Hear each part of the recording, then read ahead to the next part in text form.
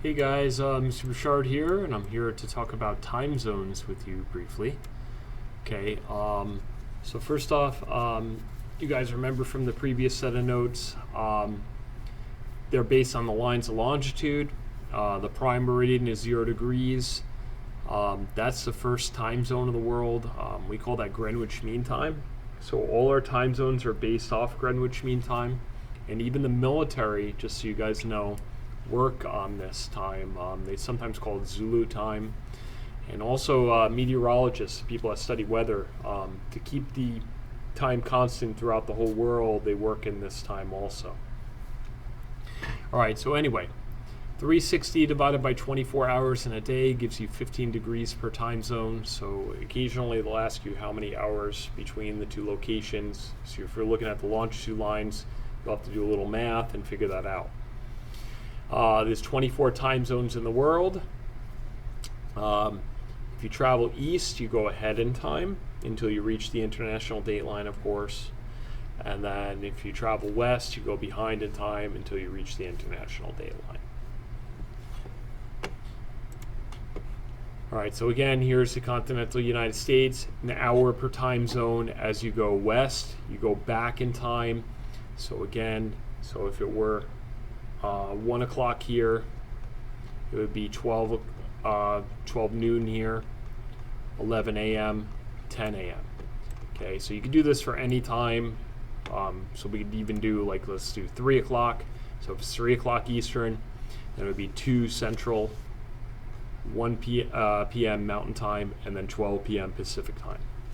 Okay, so it's always an hour per time zone. As you go west, you're going to go back in time.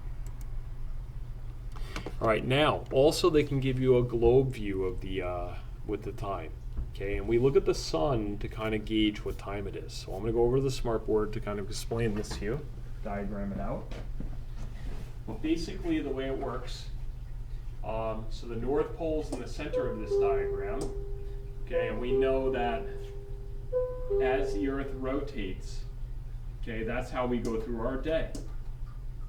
So when we're looking at this diagram, sorry, my camera was in the way. We're rotating counterclockwise from the North Pole perspective. Okay, so what does that mean? So as we rotate into the sun, that's when the sun comes up. So if you look where it's dark, that's nighttime. So this is night. The light side is going to be daytime. Okay, so right here where we're rotating from dark to light, and just keeping it as a simple thing, dividing the 24 hours equally, 6 a.m. would be sunrise, and it would be right here as you rotate from dark to light, and then as you rotate from light to dark, 6 p.m. would be sunset. Okay, again, these times vary a little bit throughout the year. But I'm keeping it simple so it's easier to understand for you right now. Okay, 12 noon would be right here in the middle of the sun. That would make sense because the middle of the day is noontime. And then opposite here is going to be 12 midnight, 12 a.m. So make sure you don't mix up midnight and noon. Right, because some people have the tendency to do that. All right, and then you can even do in-between times. All right, so if you go right here, this could be 9 a.m. Right here would be halfway to 6 p.m., so it's 3 p.m. Okay, so you can estimate approximately what time it is throughout that whole diagram. So remember, there's 24 hours in a day. You can think of it like a clock and figure that out. Okay, so that's from a top view, right, looking down on the North Pole. Okay, we can do the same thing from a side view of the Earth.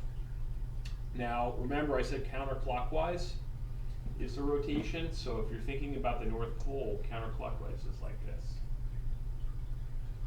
Okay, if you're thinking about the equator, the way it would be rotating is like this, which is west to east, all right? That's another way to think of it. I always tell my students, wee!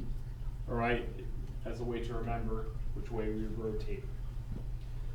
All right, so diagram. So once again, noon stays the same place. Midnight stays in the same place, which would be right here. Now, looking from a side point of view, this is what's tricky. What time are we looking at here? Well, we're rotating from dark to light throughout this whole line. It doesn't matter where you are. So this whole line right here represents dark to light, which is 6 a.m. Okay, and you may ask, where is 6 p.m.? Okay, 6 p.m. is on the other side of the globe we can't see. So out of view, on opposite side of the globe.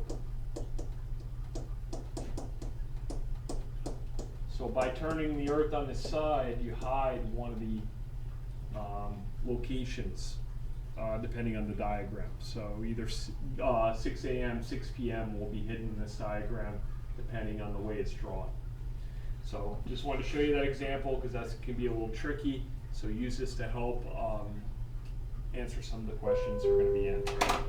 Okay, so thank you guys for tuning in. All right, and that's it for time zones. Again, keep the questions coming in if you need any help.